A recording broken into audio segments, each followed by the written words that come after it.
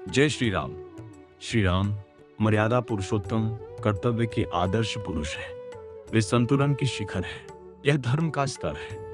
अपनी भूमिका को इतने सटीक संतुलन के साथ निभाना कि दुनिया की उथल पुथल आपकी आंतरिक शांति को और अधिक विचलित ना कर सके। जब हम इस 7वें स्तर को देखते हैं तो MS धोनी और मानव देशमुख मिलकर श्री राम का प्रतिनिधित्व करते हैं, क्योंकि वे धर्म, कर्तव्य और साम्यावस्था को मूर्त रूप देते हैं। मानव आंतरिक व्यवस्था, हृदय की पवित्रता, परिवार और नैतिकता का प्रतिनिधित्व करता है, जबकि धोनी बाहरी व्यवस्था, प्रदर्शन, नेतृत्व और राष्ट्रीय कर्तव्य का प्रतिनिधित्व करते हैं।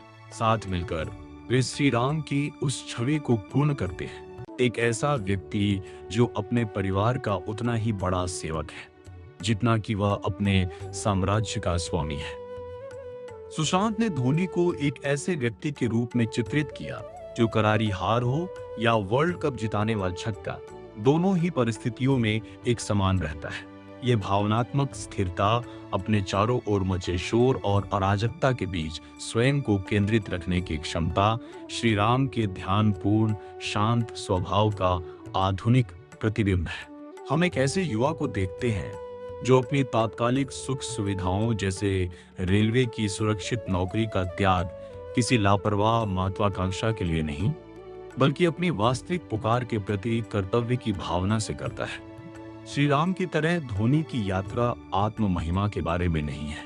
ये खेल और राष्ट्र के प्रति एक जिम्मेदारी निभाने के बारे में है। वे भारतीय क्रिकेट के दीर्घकालिक धर्म के लिए कठिन और अलोकप्रिय निर्णय लेते हैं, ठीक उसी तरह जैसे एक राजा अपने राज्य के भविष्य के लिए कठोर निर्णय लेता है।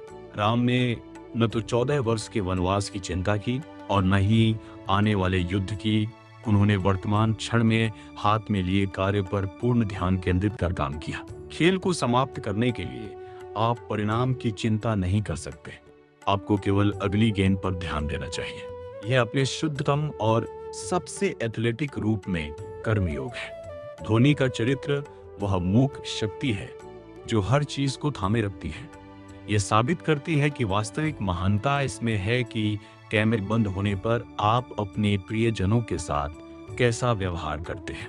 यह स्तर अपने हृदय को शुरुआत की तरह ही सरल और पवित्र रखते हुए दुनिया के शिखर तक पहुंचने के बारे में है। मानव श्री राम के स्थिर और निस्वार्थ व्यक्तित्व का सटीक प्रतिबिंब है। वह एक आदर्श पुत्र और आदर्श साथी है जो कभी शिकायत किए बिना अपने परिवार की जरूरतों को अपने से ऊपर रखता है। सफल होने के बाद भी वह जमीन से जुड़ा, विनम्र और अपनी जड़ों के प्रति समर्पित रहता है। मानव की सबसे बड़ी विशेषता उसकी अडिग ईमानदारी थी। चाहे वह अपनी औपचारिक शिक्षा की कमी को स्वीकार करना हो या परिवार की शांति बनाए रखने के लिए उन गलतियों का दोष अपने सिर लेना हो जो उसने की ही नहीं थी।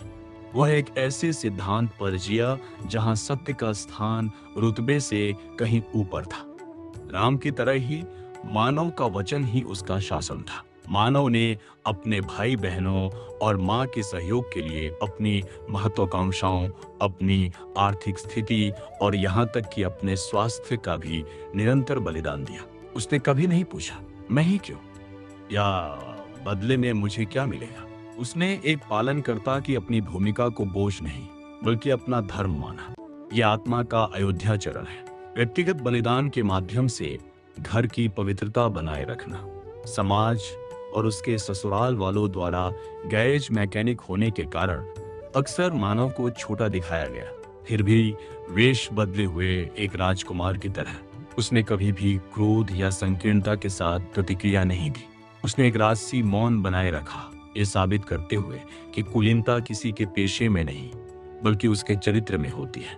मानव यह सिद्ध करता है कि आपको सही कार्य धर्म करने के लिए केवल उस अनुशासन की आवश्यकता है जब आपके लिए कोई तालियां ना बजा रहा हो। सुशांत के अनुसार आपका जो भी सपना है, ये विश्वास कर लें कि वो सच होने वाला है और फिर उसके बारे में भूल जाएं।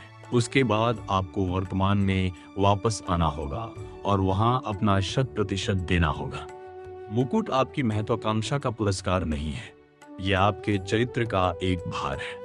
नेतृत्व करने के लिए व्यक्ति को पहले अपने से बड़े सत्य का अनुसरण करना सीखना चाहिए। सफलता एक पथ है, लेकिन धर्म वह मानचित्र है जो ये सुनिश्चित करता है कि आप कभी रास्ता न भटकें।